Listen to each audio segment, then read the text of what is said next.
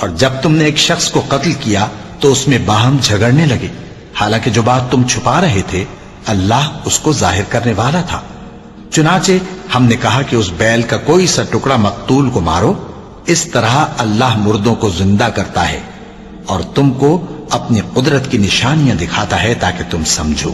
پھر اس کے بعد تمہارے دل سخت ہو گئے گویا وہ پتھر ہیں یا ان سے بھی زیادہ سخت، اور پتھر تو بعضے ایسے ہوتے ہیں کہ ان میں سے چشمے پھوٹ نکلتے ہیں، اور بعضے ایسے ہوتے ہیں کہ پھٹ جاتے ہیں اور ان میں سے پانی نکلنے لگتا ہے،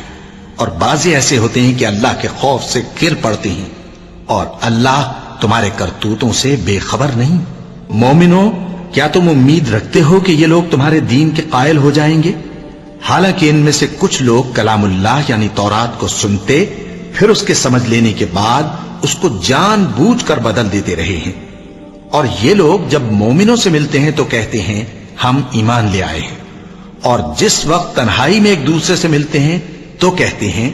جو بات اللہ نے تم پر ظاہر فرمائی ہے وہ تم ان کو اس لیے بتائے دیتے ہو کہ قیامت کے دن اسی کے حوالے سے تمہارے پروردگار کے سامنے تم کو الزام دیں۔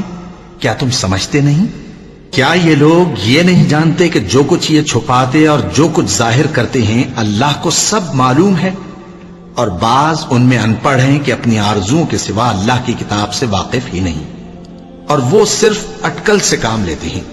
سو ان لوگوں پر افسوس ہے جو اپنے ہاتھ سے کتاب لکھتے ہیں اور کہتے یہ ہیں کہ یہ اللہ کے پاس سے آئی ہے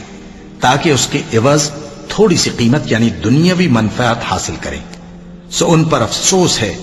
اس لیے کہ بے اصل باتیں اپنے ہاتھ سے لکھتے ہیں، اور پھر ان پر افسوس ہے اس لیے کہ ایسے کام کرتے ہیں، اور کہتے ہیں کہ دوزخ کی آگ ہمیں چند روز کے سوا چھو ہی نہیں سکے گی۔ ان سے پوچھو کیا تم نے اللہ سے اقرار لے رکھا ہے کہ اللہ اپنے اقرار کے خلاف نہیں کرے گا،